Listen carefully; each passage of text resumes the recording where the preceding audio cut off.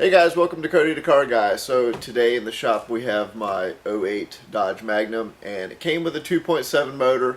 It was junk, so we yanked it out. We're going to do the 3.5 swap. Got the new motor in. The 2.7 is already out, so I'm going to show you how to do the swap. They're actually pretty easy to do. You just need to get a drop-in motor. You want to make sure you get a harness with it. Your actual ECU will work from the 2.7 to the 3.5. So that's one less thing you got to deal with. Everything else pretty much is plug and play. You got to make sure you got the mounts for the engine mounts to the block.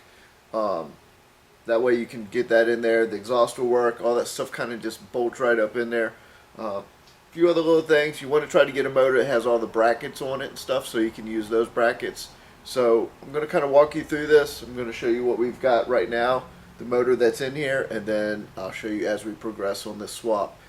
Now, if I like the car, I just got this. I got it for a heck of a price. Pretty much, I got it for steel. So, with a little bit of the swap in here, with the blown motor I got it for. The 2.7s are just kind of junk motors. They've got a lot of problems with them. No one really likes them. The 3.5s are definitely better. They're 250 horsepower motor. If I like the car, I might sell that to another customer for a swap. And I might drop a Hemi in here, so I'm going to test it out and see how I like it. The 3.5 is the better choice on the 2.7 for the swap for now. The 4-speed transmission works, it's a straight bolt up. Your rear end, all the gear ratios are right, so that's a pretty good way to go. If you do the Hemi, you're going to want to go with the 5-speed transmission. If you're planning on boosting or doing anything to the 3.5, you kind of want to go with the 5-speed. It's able to hold up to the more horsepower. So, there's a lot of things to kind of balance out if you're doing a swap. So anyways, let me show you what I've got, and we'll just kind of progress on this as we go, and I'll show you how we're going to do it. Okay, as you see, I've got the motor out. That's the 4-speed transmission, so we're going to go ahead. I'm actually going to go ahead and change out and put a new seal in it just because it's already tore down like that. So we're going to pull out the old, we're going to disconnect the fuel rail right there. We're going to go ahead and pull out the old harness right here, and as you see, it's pretty much ready to drop in.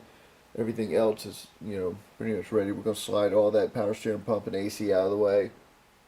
Now, the motor I've got in just showed up on the truck yesterday. So it's pretty much a complete 3.5. So it is missing a couple brackets. Someone unplugged the harness on this side. So got a few things to do on this one to make sure it's ready. So we're going to go ahead and put it up in there. I've got to take off where they cut the old exhaust off of it, and get it down to the manifold so we can get it ready to go in. This is kind of how you want to get it to come. On this particular motor, on the like the Magnums and the Chargers, you want the intake to look like this. If you go with the other motor, the 3.5, it's a different intake, totally different motor, so it won't quite work. You want to get one that's real close, so that's less headaches you got to deal with. So within the next couple of days, we'll go ahead and get this thing started to be bolted up into the car. So check back on the swap, and any problems I run into, we'll address that as we go in the videos, so that way if you decide to go with that swap, you'll know what to do. Catch you on the next one. Videos. Out.